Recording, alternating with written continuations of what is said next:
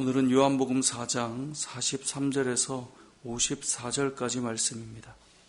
오늘 본문에는 이제 두 번째 표적이 나옵니다. 우리가 읽은 것처럼 54절에 예수께서 유대에서 갈릴리로 오신 후에 행하신 두 번째 표적이다 라고 말씀하죠. 요한복음에는 7가지의 표적이 등장합니다. 그리고 첫 번째 표적 때 말씀드렸지만 이 표적은 단순히 기적을 말한다기보다 예수님이 누구신가를 보여주는 이정표, 사인과 같다라는 그런 말씀을 드렸습니다. 오늘 본문에 보면 왕의 신하의 아들을 고쳐주시는 이 표적을 행하시기 전에 43절에서 45절에 한 이야기를 들려줍니다. 그것은 예수님께서 갈릴리로 이제 가시는데요. 사마리아 여인을 만났으니 사마리아에서 갈릴리로 가는 거겠죠. 그런데 사마리아에서 갈릴리는 북쪽이에요. 위로 올라가는 것인데 위로 올라가면 사마리아 접경 지역에 가장 먼저 만나는 곳이 어느 동네냐면 나사렛이라고 하는 동네입니다. 그걸 지나야 이제 가나라고 하는 동네가 나오거든요. 오늘 이 본문에 보면 갑작스럽게 44절에 선지자가 고향에서는 높임을 받지 못한다라는 표현을 하고 있어요. 그리고 나서 46절에 보면 예수님은 가나라고 하는 동네로 갔다라고 표현하고 있어요. 이 말은 무엇을 말하냐면 나사렛이라고 하는 어렸을 때부터 난 건 아니지만 자란 그 동네를 그냥 지금 지나가고 있다는 것을 이 지형을 알면 우리에게 그것을 말해주고 있는 거예요. 왜 그냥 지나갔는가? 어렸을 때부터 자란 고향 같으면 우리 같으면 지나가는 길이면 아니 그냥 일부러라도 돌아서라도 갈 텐데 지나가는 길인데 그냥 이 가나로 바로 갔단 말이죠. 근데 그 이유를 지금 설명하는 것이 선지자가 고향에서는 높임을 받지 못한다라는 한 구절의 표현으로 우리에게 들려주고 있는 것입니다. 우리는 이렇게 생각할 수 있습니다. 이 지형을 모르면 이 구절이 왜 나왔을까라고 생각할 수 있는데 이것은 단순히 예수님께서 선지자가 고향에서 높임을 받지 못하는 것처럼 나사렛은 나를 높여주지 않으니까 내가 지나가는 거야 라는 느낌을 받을 수 있지만 예수님께서는 기적과 표적을 항상 믿음과 함께 역사로 나타난다는 것을 우리는 늘 보고 있죠. 그래서 너의 믿음이 너를 구원했다. 너의 믿음대로 되라. 너의 믿음은 어디 있느냐 이렇게 표현한단 말이죠.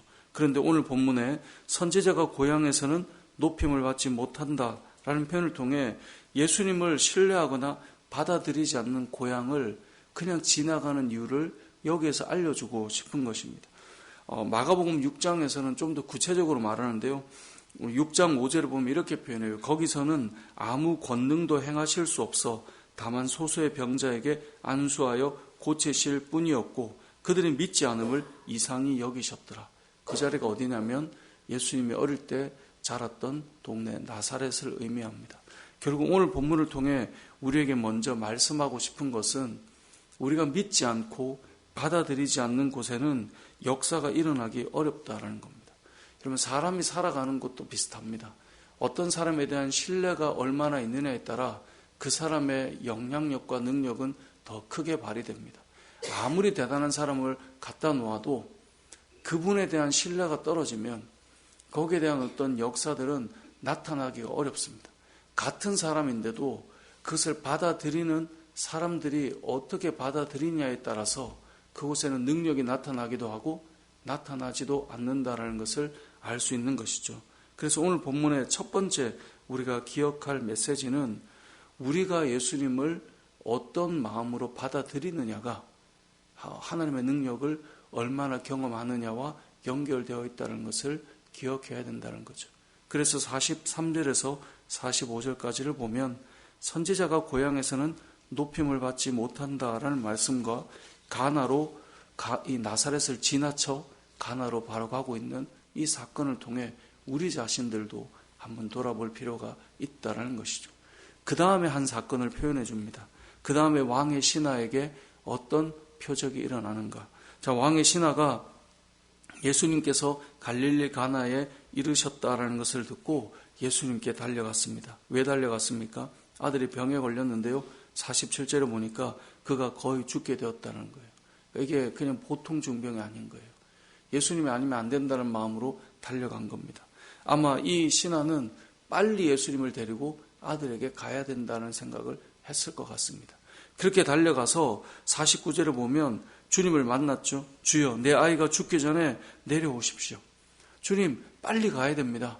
빨리 갑시다 라고 말하고 있는 거예요. 그런데 예수님께서 뭐라고 말씀하셨냐면 가라, 혼자 보내는 거예요. 내 아들이 살아있다.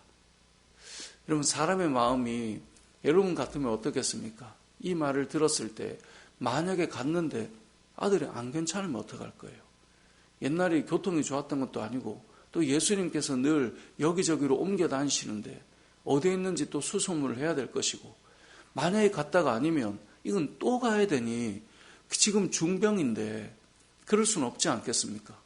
왔을 때 그냥 가주시면 좋겠는데 그냥 가라고 하니, 아니 혹 아니면 어떻게 했어요? 그래서 같이 가시면 좋겠다는 마음이 들지 않겠어요? 우리가 어떤 일을 처리하는 데 있어서 직접 거기까지 가서 이제 같이 가기만 하면 되는데, 혼자 가서 이렇게 한번 해보십시오. 그리고도 안 되면 다시 오십시오. 만약 이렇게 말하면, 아니 여기까지 왔는데 같이 좀 가주시면 안 되나? 그런 마음이 들지 않겠습니까? 이 왕의 신하의 마음은 아들을 한번 만나주시면 좋겠다. 당시에는 병을 고칠 때 안수하거나 몸에 손을 얹고 치료해주는 그런 경우들이 많았기 때문에 한 번만 그냥 가주시면 좋겠다는 마음이 들지 않았겠어요. 그런데 예수님의 이 말씀을 듣고 왕의 신하가 그대로 돌아갑니다. 이건 정말 믿음이 아니고는 할 수 없는 행동인 거예요. 그래서 오늘 본문에 보면 50절에 가라, 내 아들이 살아있다 하시니 그 사람이 예수께서 하신 말씀을 믿고 가더니라고 되어 있어요. 오늘 본문에서 이것은 너무나 중요한 메시지입니다. 왜냐하면 우리는 사실 이렇게 하기 어려워요. 이게 남의 입장이니까, 다른 사람 이야기니까 그냥 그럴 수 있는 거예요. 이걸 나에게 적용시키면 사람이 신앙생활을 할 때 항상 그래요. 남들이 한 것에는 은혜가 되지만 내가 그 일을 겪으면 불쾌해지기 시작해요. 내가 여기까지 왔는데, 아니 이렇게까지 애쓰는데 어떻게 그냥 이렇게 하냐고. 사람들의 마음에 불평과 불만이 왜 일어납니까? 남의 이야기와 나의 이야기는 다르게 적용되기 때문에 그렇습니다. 여러분이 만약에 이런 일을 겪었다면 이건 정말 불합리한 처사고, 나를 너무나 무시하는 처사고, 나 같으면 다시는 예수님한테 안 간다. 야, 어떻게 너한테 그렇게 무례하게 행하냐. 그러고도 또 예수님한테 의지한다고? 그런 일이 지금 일어난 거죠. 그런데 이 신하는 말씀을 믿고 갔다라고 표현하고 있습니다. 오늘 본문의 앞 단락은 이 나사렛에 사는 사람들의 예수님을 받아들이지 못하는 믿음 없는 그곳을 지나간 이야기와 함께 오늘 본문에는 믿음이 무엇인가를 보여주는 또 하나의 단락을 우리에게 알려주는 것입니다. 믿음이 무엇인가? 믿음이 무엇인가? 말씀만 믿고 돌아갈 수 있겠는가? 내 생각엔 좀 가주면 좋겠는데 거기에 아무 대꾸하지 않고 아무 반응하지 않고 그대로 말씀대로 믿고 가는 것, 그것이 과연 내 삶에 가능한가? 그럼 이것을 우리가 생각해 보아야 됩니다. 믿음은 내가 생각했던 그것을 무시당하고, 나의 간절함을 무시당하고, 나의 생각과 계획이 무시당하고, 예수님의 말씀 그대로 돌아가야 되는 상황에 그 말씀만 그냥 믿고 돌아가고 있는 그 상태, 그것이 믿음이라고 오늘 본문은 표현하고 있는 것입니다. 그렇게 돌아갈 때 내려가는 길에 종들이 달려오고 있었던 것 같습니다. 왜냐하면 아이가 괜찮아지는 것을 보았기 때문입니다. 그래서 얼마나 신하가 그 본인들이 모시는 그 신하가 걱정이 되었으면 걱정하지 말라고 달려오고 있었겠습니까? 그렇게 해서 만나지게 된 거예요. 그래서 만났을 때 이 종들이 말하죠. 아이가 살아있습니다. 죽을 병이었는데 놀랍게도 지금 살아났습니다. 이 말을 들을 때 신하가 어떤 생각이 들었겠습니까? 와, 이게 정말 예수님이 한 거 맞는 거 아니야? 그래서 언제부터 낫기 시작했느냐, 언제부터 호전되었느냐라고 먼저 물었어요. 본인은 먼저 말하지 않고 이때쯤이었냐라고 말하지 않고 언제였냐라고 먼저 물었어요. 그래서 어제 7시에 열기가 떨어졌습니다라고 이들이 먼저 말을 해주었어요. 그런데 이 아버지가, 신하가 예수께서 내 아들이 살아있다 말씀하신 그때와 같다는 것을 깨달았어요. 그래서 예수님을 믿고 온 집안이 다 예수님을 믿는 놀라운 역사가 일어났고, 이것이 두 번째 표적이었다라는 거예요. 두 번째 표적을 통해 알 수 있는 것은 예수님께서는 우리의 인생 가운데 질병과 아픔과 고통까지도 예수님은 치유하실 수 있는 분이다라고 하는 것을 이들에게 알려주고 있는 것이고, 우리가 기억해야 될 것은 말씀을 믿고 갔다라고 하는 신하의 반응입니다. 오늘 본문은 크게 두 단락을 가지고 있지만 한 이야기입니다. 한 동네는 나고 자랐기 때문에 너무나 잘 알아서 예수님을 믿고 받아들이는 것이 쉽지 않은 곳이었기 때문에 그곳에서는 역사가 일어나지 않는 것이었고, 한 사건은 예수님께서 말씀하실 때 도무지 받아들이기 어려운 그러한 예수님 말씀이었어요.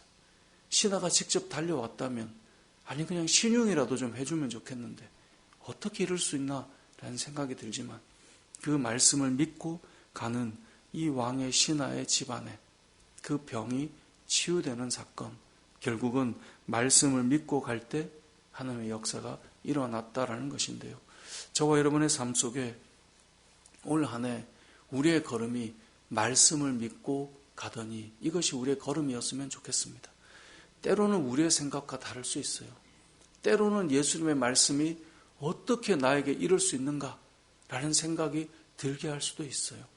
하지만 말씀을 믿고 갈 때 그 믿고 움직였던 그 시간에 하나님의 역사는 이미 다른 장소에서 시작되고 있음을 볼 수 있는 것인데요.